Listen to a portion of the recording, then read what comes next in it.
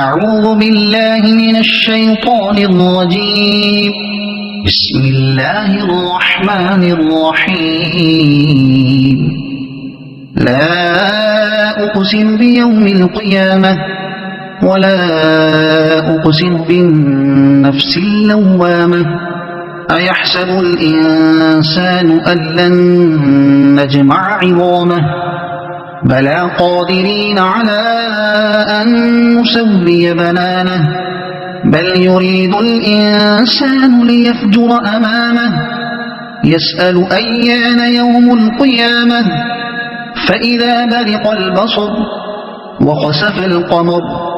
وجمع الشمس والقمر يقول الإنسان يومئذ أين المفر كلا لا وزر إلى ربك يومئذ المستقر ينبأ الإنسان يومئذ بما قدم وأخر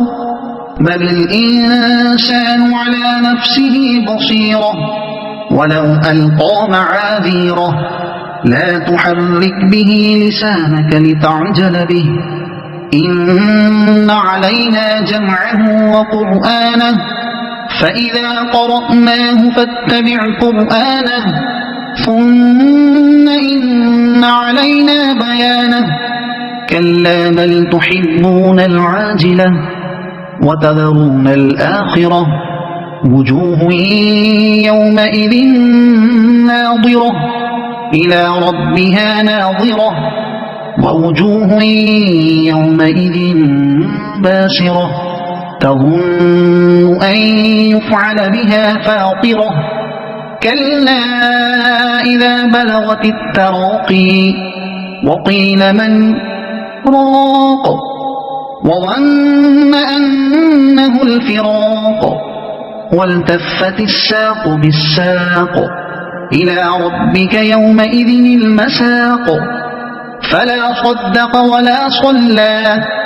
ولكن كذب وتولى ثم ذهب إلى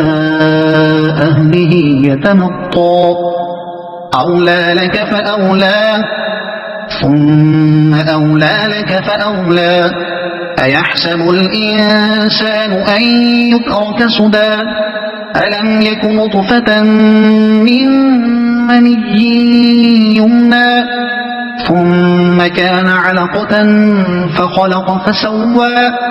فجعل منه الزوجين الذكر والأنثى أليس ذلك بقادر على أن يحيي الموتى صدق الله العظيم.